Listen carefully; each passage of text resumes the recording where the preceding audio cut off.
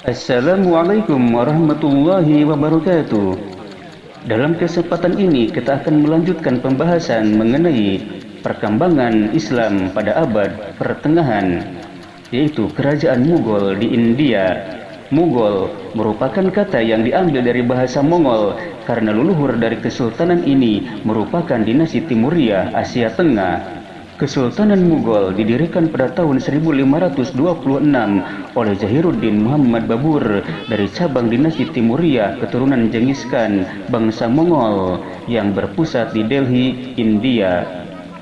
Peranan umat Islam India dalam menyebarluaskan agama Islam dapat dilihat dalam 4 periode, yaitu periode sebelum kerajaan Mughal tahun 705 sampai 1526 Masehi. Lalu periode Mughal tahun 1526 sampai 1858 Masehi. Kemudian yang ketiga periode masa penjajahan Inggris tahun 1858 sampai 1947 Masehi. Dan yang keempat periode negara India sekuler tahun 1947 sampai sekarang. Kerajaan Mughal diperintah secara silih berganti oleh 15 orang raja atau sultan. Sultan pertama kerajaan Mughal bernama Zahiruddin Muhammad Babur tahun 1526 sampai 1530 Masehi, dan sultan terakhirnya bernama Sultan Bahadur Shah II tahun 1837 sampai 1858 Masehi. Kerajaan Mughal mencapai puncak kejayaannya tatkala diperintah oleh Akbar Shah I tahun 1556 sampai 1605 Masehi, kemudian oleh Jahangir atau Nuruddin Muhammad Jahangir tahun 1605 sampai 1627 Masehi, lalu oleh Shah Jihan tahun 1627 sampai 1658 Masehi, dan oleh Aurangzeb atau Alamgir I tahun 1658 sampai 1707 Masehi.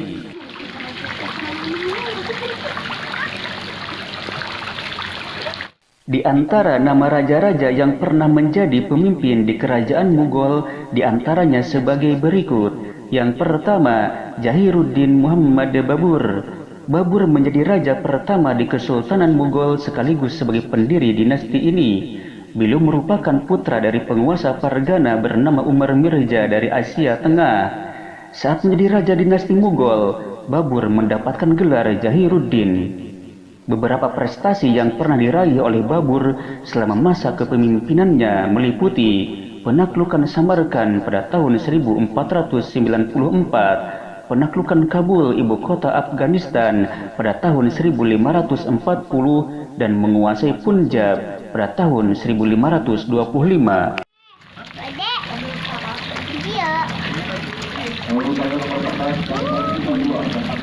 Yang kedua, Nasiruddin Humayun tahun 1530 sampai 1556. Setelah masa kepemimpinan Babur berakhir, kemudian digantikan oleh putranya yang bernama Humayun.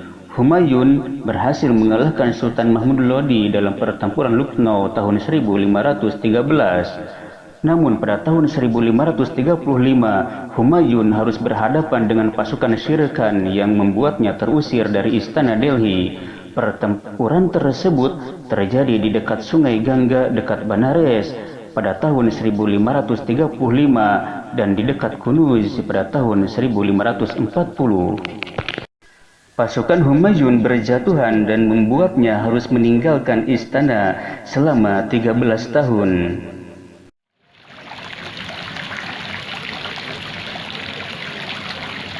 Yang ketiga, Sultan Akbar Agung tahun 1556 sampai 1605. Kepemimpinan Kesultanan Mughal kemudian dilanjutkan oleh Sultan Akbar Agung yang merupakan putra dari Humayun. Beliau mendapatkan gelar Abul Fat Jalaluddin yang harus menggantikan tahta ayahnya saat usianya masih 15 tahun.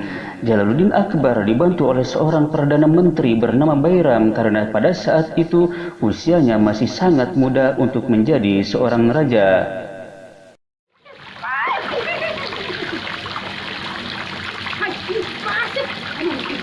Yang keempat, Jihangir tahun 1605 sampai 1627.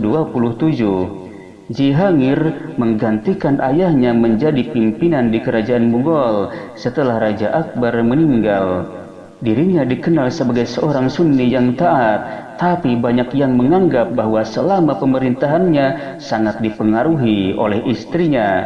Hal tersebut berdampak pada sistem kepemimpinan yang lemah dan ditandai dengan beberapa hal berikut ini. Yang pertama, pemberontakan di Ambar yang tidak dapat dihentikan. Yang kedua, banyak penguasa daerah yang sewenang-wenang melakukan pemungutan pajak. Dan yang ketiga, Jihangir dapat dipenjarakan oleh Khurram yang merupakan putranya sendiri.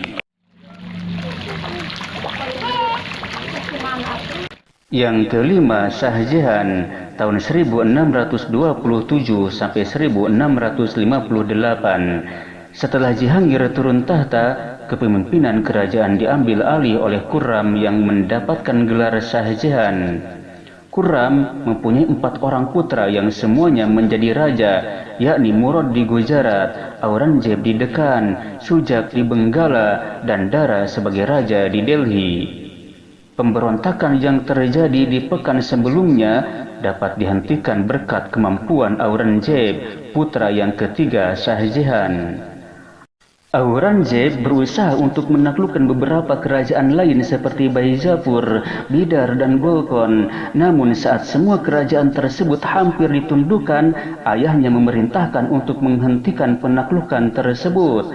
Pasukan Aurangzeb memasuki istana dengan damai, tapi ayahnya justru dipenjarakan oleh putranya sendiri. Sejak saat itu di Kesultanan Mughal terjadi perang saudara antara Aurangzeb dan Dara sebagai kakak tertuanya. Pertempuran dimenangkan oleh Aurangzeb yang kemudian menjadi raja di Kesultanan Mughal dan mendapatkan gelar Alamgir Padshah Khaji.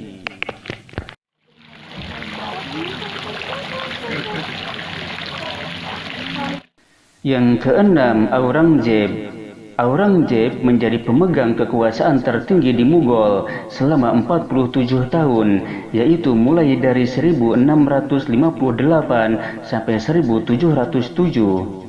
Selama masa pemerintahannya, ia mempunyai cita-cita untuk mengembalikan kerajaan Islam sama seperti masa kepemimpinan Sultan Akbar Agung.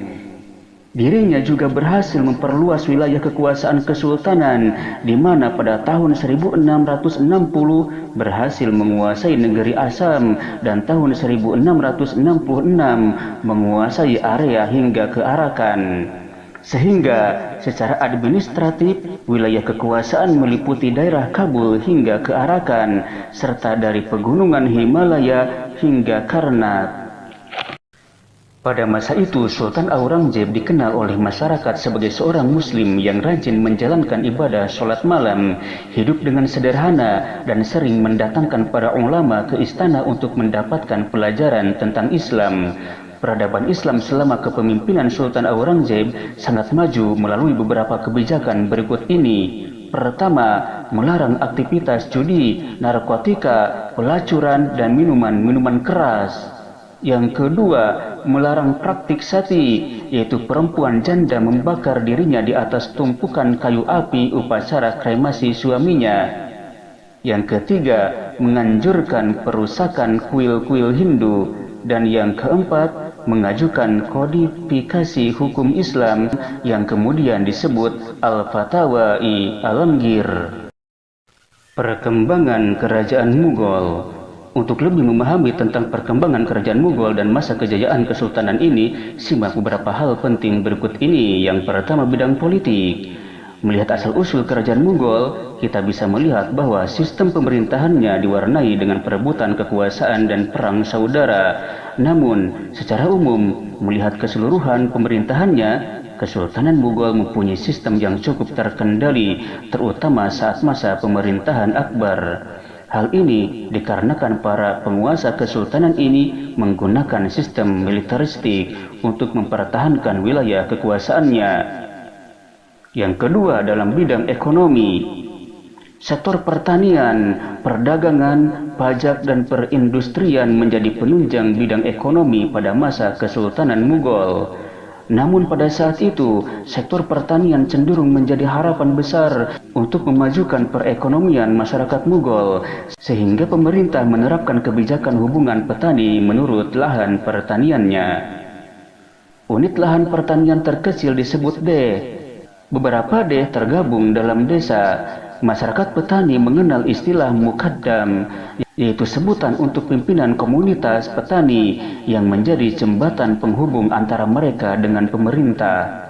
Pada saat pemerintahan Raja Jihangir, beliau mengizinkan Inggris dan Belanda mendirikan pabrik pengolahan hasil pertanian di Surat dengan tujuan untuk meningkatkan produksi. Beberapa hasil panen yang didapatkan antara lain rempah-rempah, sayur-sayuran, tebu, kacang, padi, biji-bijian, nila, kapas, tembakau, dan bahan celupan.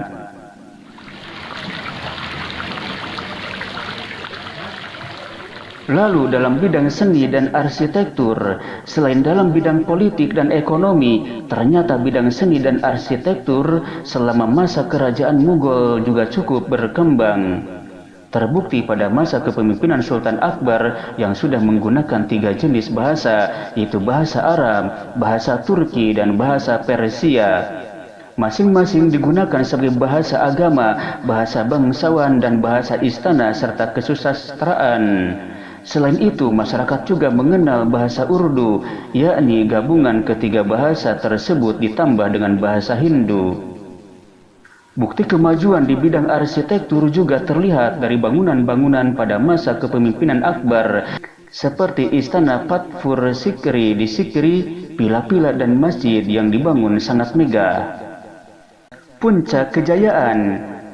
Menurut catatan sejarah, puncak kejayaan kerajaan Mughal dicapai saat masa kepemimpinan Babur, karena pada saat itu Babur menjadi ancaman bagi raja-raja Hindu di anak benua India. Kerajaan Mughal kembali mencapai kejayaan selama dipimpin oleh Aurangzeb, terutama dalam bidang agama Islam. Berkat kebijakan-kebijakannya yang berkaitan dengan larangan Islam, kehidupan masyarakat kerajaan Mughal lebih aman dan makmur. Lalu apa penyebab runtuhnya kerajaan Mughal ini? Dinasti Mughal mengalami kemunduran pada awal abad ke-18 saat masa kepemimpinan Aurangzeb, meskipun sebelumnya sempat mencapai beberapa kemajuan. Pasukan di bawah Sultan Aurangzeb tidak mampu lagi mempertahankan wilayah kekuasaan. Penyebab runtuhnya kerajaan Mughal dipengaruhi oleh beberapa faktor, yakni internal dan eksternal. Masing-masing penjelasannya bisa disimak berikut ini. Yang pertama, penyebab internal. Dari segi internal, berikut ini beberapa penyebab kehancuran kerajaan Mughal. Yang pertama, adanya perebutan kekuasaan di antara para pemimpin Kesultanan Mughal. Yang kedua, pasca kepemimpinan Aurangzeb, tidak ada pewaris tahta kerajaan yang layak. Hampir sebagian besar merupakan orang-orang yang lemah dalam kepemimpinan. Yang ketiga, meningkatnya gaya hidup mewah serta penurunan modal di kalangan para elit politik. Hal ini berakibat pada pemborosan penggunaan uang kerajaan. Yang keempat, luasnya wilayah kekuasaan membuat terjadinya disintegrasi. Terbukti dari daerah-daerah yang jauh dari kota Delhi memilih untuk memisahkan diri. Dan yang kelima, Kesultanan Mughal mengalami kondisi ekonomi dan politik yang lemah, sehingga menyebabkan stagnasi dalam kekuatan militer. Hal tersebut juga berakibat pada pemantauan operasi militer yang tidak dilakukan secara optimal. Yang kedua, penyebab eksternal. Sementara untuk penyebab kehancuran kerajaan Mughal dari faktor eksternal bisa dilihat beberapa poin berikut ini. Yang pertama, adanya serangan bertubi-tubi dari Afghanistan dan Persia. Yang kedua, munculnya gerakan anti-Islam dari masyarakat agama Hindu yang tumbuh semakin pesat. Yang ketiga, serangan dari Inggris yang menyebabkan melemahnya kerajaan Mughal semakin mengalami kehancuran. Ditambah dengan sultan terakhir yang diusir dari istana pada tahun 1858 sekaligus menandai berakhirnya kekuasaan dinasti Mughal di India yang selanjutnya berada di bawah kekuasaan kolonial Inggris. Lalu peninggalan-peninggalan kerajaan Mughal itu apa saja? Yang pertama, Benteng Agra. Benteng Agra atau yang dikenal sebagai Agra Fort merupakan salah satu peninggalan Kesultanan Mughal yang terbentang seluas 94 hektar sejajar dengan Sungai Yamuna. Benteng Agra dijadikan sebagai kediaman utama para kaisar Kesultanan Mughal hingga tahun 1638. Yang kedua, Istana Jahangir. Istana Jahangir juga menjadi peninggalan Kesultanan Mughal yang merupakan istana milik Pangeran Salim, seorang putra dari Raja Jalaluddin Akbar dan Maryam Uz-Zamani. Yang ketiga, Istana Ratu Zoda. Istana Ratu Zoda berada di Dadupura, Fatehpur Sikri, Uttar Pradesh, India, yang juga menjadi peninggalan Kesultanan Mughal. Keberadaan Istana Ratu Zoda menjadi salah satu bukti bahwa Kesultanan Mughal sudah mengenal gaya arsitektur modern. Yang keempat, Benteng Merah. Peninggalan Kesultanan Mughal lainnya adalah Benteng Merah yang berada di kota berdinding Delhi lama. Dahulunya, benteng layak dijadikan sebagai tempat kediaman para kaisar dinasti Mughal. Pembangunan Benteng Merah dimulai ketika Shah Jahan memutuskan untuk memindahkan ibu kotanya ke Delhi pada Mei 1639. Yang kelima, Taj Mahal. Tempat ini sebenarnya merupakan makam Mumtaz Mahal, istri dari Sultan Shah Jahan. Istana Taj Mahal dibuat dari material marmer putih gading yang berada di tepi selatan Sungai Yamuna, India. Pembangunan Taj Mahal membutuhkan waktu bertahun-tahun, mulai dari 1632 sampai 1653. Istana ini dianggap sebagai bukti arsitektur mewah dan merupakan simbol sejarah kekayaan India. Yang keenam, Makam Akbar. Makam Sultan Akbar ini lokasinya ada di Sikandra, pinggiran Agra, Uttar Pradesh, India, yang saat ini dianggap sebagai salah satu peninggalan sejarah Kesultanan Mughal.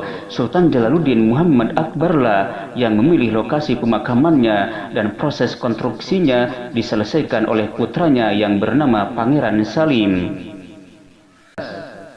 Yang ketujuh, Dewan Iqas.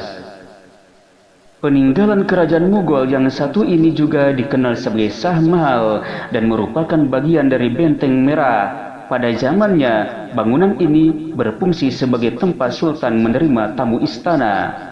Yang kedelapan, Bulan Darwaza. Bulan Darwaza merupakan bangunan yang didirikan pada masa pemerintahan Kerajaan Akbar tahun 1601, diartikan sebagai gerbang kemenangan. Pembangunan ini didirikan untuk memperingati kemenangan atas Gujarat. Bulan Darwaza sendiri merupakan pintu masuk ke istana yang berada di Fatehpur Sikri. Yang kesembilan, Pas Mahal. Pas Mahal merupakan bangunan di Sikri, Uttar Pradesh yang berupa istana. Yang ke-10, Jama' Masjid. Di India terdapat masjid terbesar bernama Jama' Masjid yang merupakan peninggalan dari Kesultanan Mughal. Masjid tersebut dibangun pada tahun 1644 hingga 1656 pada masa pemerintahan Kaisar Mughal Shah Jahan. Besarnya masjid ini mampu menampung hingga 25.000 orang di dalamnya. Yang ke-11, Makam Humayun. Makam Humayun juga dijadikan sebagai situs bersejarah peninggalan kerajaan Mughal yang berada di Delhi, India. Itulah sekilas sejarah kerajaan Mughal di India beserta peninggalan-peninggalannya. Semoga menjadi pelajaran bahwasannya jikalau seseorang melaksanakan perintah-perintah Allah dan menjauhi larangan-larangannya semisal mabuk-mabukan dan lainnya, tentu akan mengalami kejayaan. Akan tetapi jikalau itu tidak dikerjakan, malah terjadi permusuhan dan perang saudara, tentu yang terjadi adalah keruntuhan. Demikianlah yang dapat disampaikan, semoga bermanfaat. Akhirul kalam, wassalamualaikum warahmatullahi wabarakatuh.